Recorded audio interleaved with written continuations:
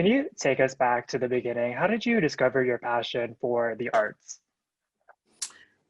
I think I was lucky in that I sort of inherited uh, the arts. I don't think there's anybody in my family that is in the business like acting or singing or performing anything. But there are a lot of people in my family who are just natural born performers. And I was born into a very artistically rich, culturally rich city growing up in New Orleans. And so I just kind of got it honest. And I think over the years, I found that as much as I didn't expect acting to be the thing that I was going to do for the rest of my life, I couldn't avoid uh, what my mom would say God has called me to do. You know what I'm saying? When you look at your career as a whole, who or what's had the biggest influence, either personally or professionally?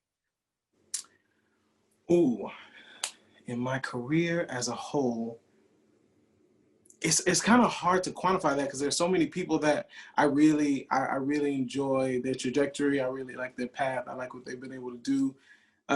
Honestly, the person that as I was graduating grad school, they do all these exercises like to pitch yourself, like who are you most like, who's working now that you think you can like vibe with. So Brian Tyree Henry was somebody that I gravitated towards, being a stallion of a man, being a very voluptuous brother, and still playing in comedies and doing really serious dramatic roles. Just that versatility that he was able to have. He was a theater kid as well, so he's somebody that I was just like, all right, cool. I feel like there's space for me. I see like a path, and it's sort of been like shoveled out. Wendell Pierce is another one who I always looked up to. Like, he's from New Orleans, so like you would see his family around the city. He's a philanthropist in the area, so he was somebody that I looked up to a lot.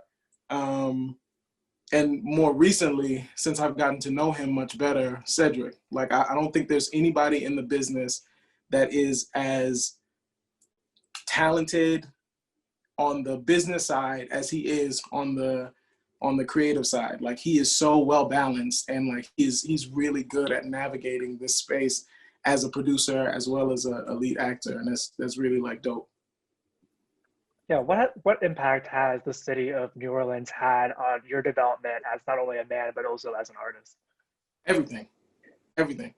Like, people from New Orleans are very, very special in that it's such a small town. Like, it really is a small kind of country town, but it has like this big city personality, this big city flavor in the food, this big city in the music, this big city in everything.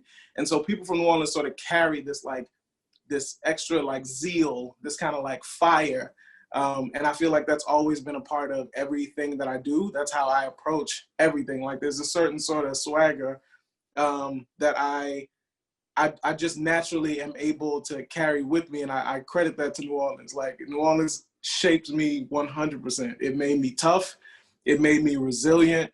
It made me love music and art and appreciate it in a way that I can't really even explain. You also come from a theater background. What's that transition been like going from the stage to now the screen? You know what's so crazy? When I first booked The Mayor on ABC in 2017, one of the directors that we were working with was like, Marcel, I can't believe this is your first show. Like, I can't believe it. And the response that I had for him is like, yo, I've been ready. Like, I've been ready. I was on go from day one. So I feel like everything that I learned in undergrad at Prairie View A&M University in Houston, everything that I learned in my grad program at Columbia University prepared me for being on camera. Like, the stage is, I think, the biggest training ground. And I know a lot of people don't often sort of, it doesn't always translate well when you're going from stage to film, because on stage you have to be so big, and it's so intimate, and so like, it's like you get one. Every show is different. It's never the same again. That performance is a very special thing.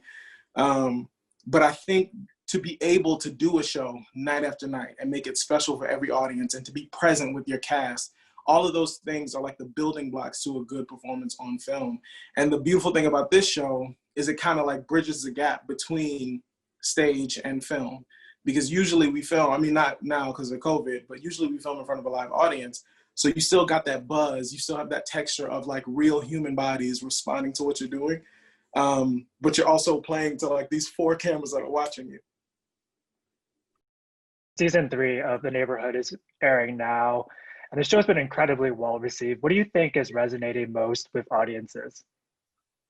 You know, I think our audience invites us into their house every week. And I think in season 3 now, it's almost like family. It's like, it's this, you get to know these characters. Growing up, when I was watching sitcoms, I literally felt like Will Smith was my best friend. Like watching The Fresh Prince, I literally felt like Steve Urkel was my neighbor.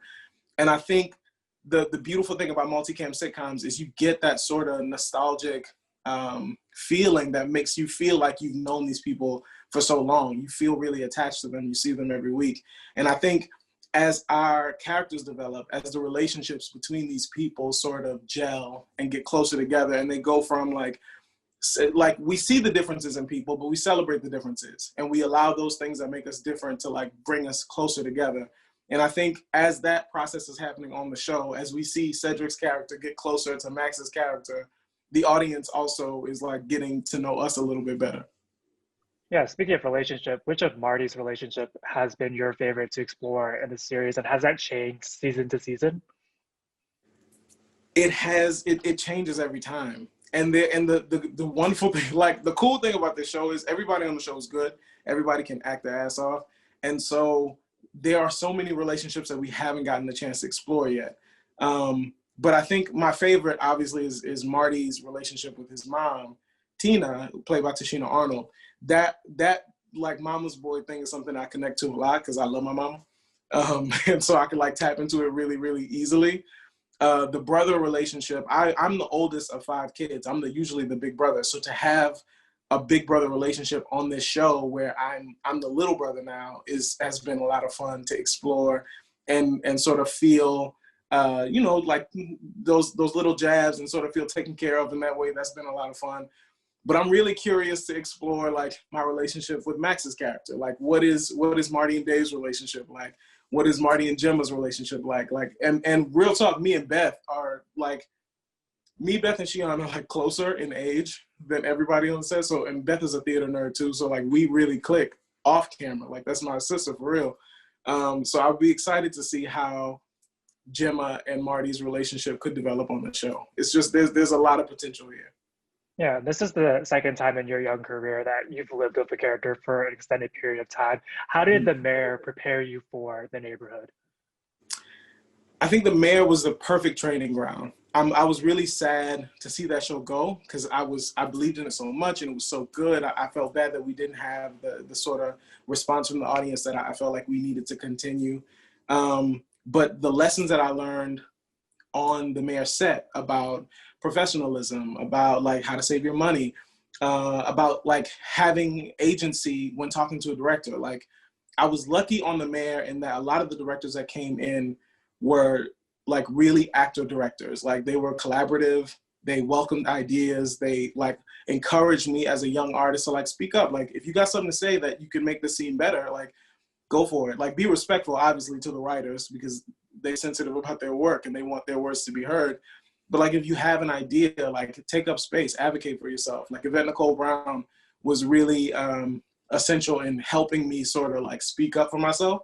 That was my first ever series regular role. And so when I got here and I got into this space where Cedric and Tashina and Max and Beth are veterans, like they're comedy veterans. They know how to do this. They know what they're doing. I felt way more comfortable being able to like bring my, special whatever to the table.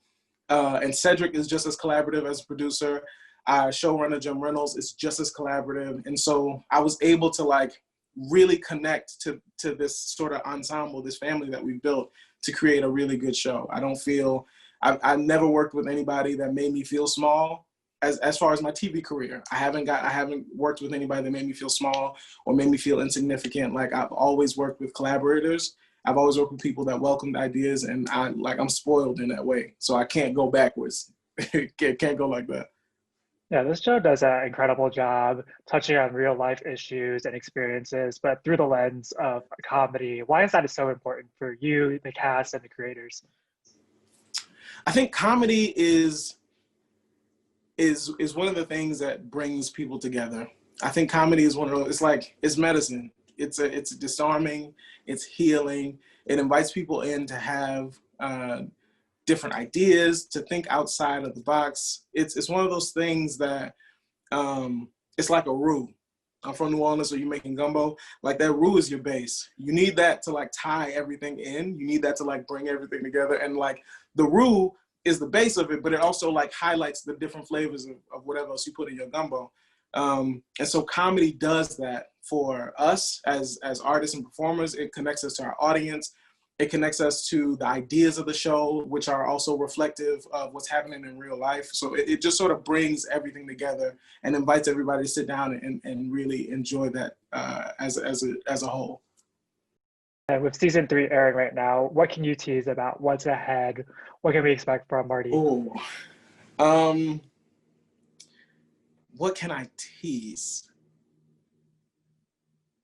Okay, so in this show, we're watching my character Marty sort of grow up in a lot of ways. He's really smart, very career driven, like really really intelligent, but he's still young. He still has that little bit of naivete that young people have, like that a little bit full of yourself, not really knowing exactly what you're doing, and so he's learning a lot about himself.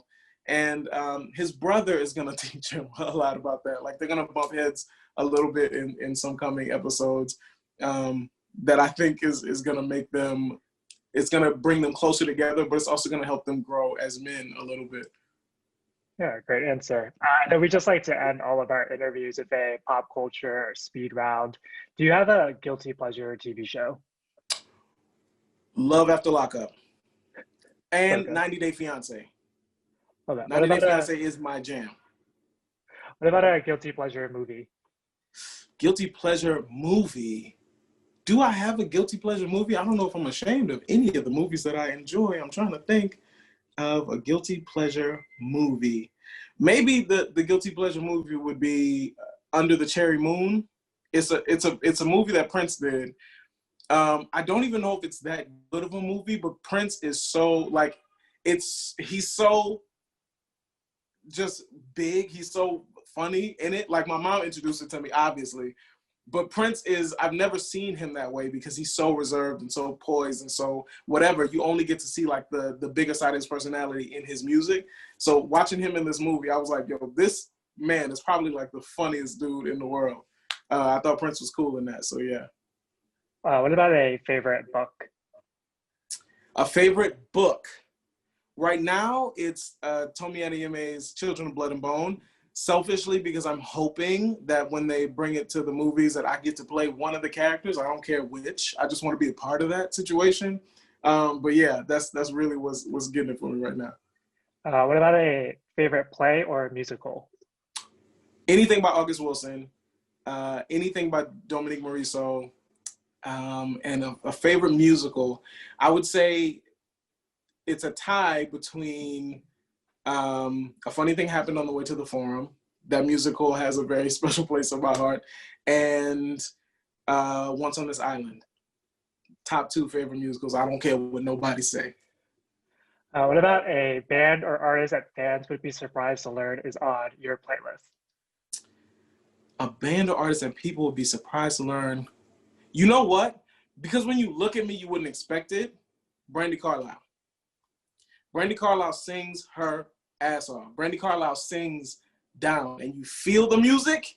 And I really, really enjoy her voice, like the texture that she has in all her songs. Like that woman is dope. I'm a big fan. Love that. And then final question for you. Who would play you in the story of your life? Who would play me in the story of my life? Hopefully me. Hopefully me. I mean, maybe by the time they want to tell a story about my life, I'll be too old. So I wouldn't know who could do that at that point. But hopefully me. Love But you know whose life story I would like to tell?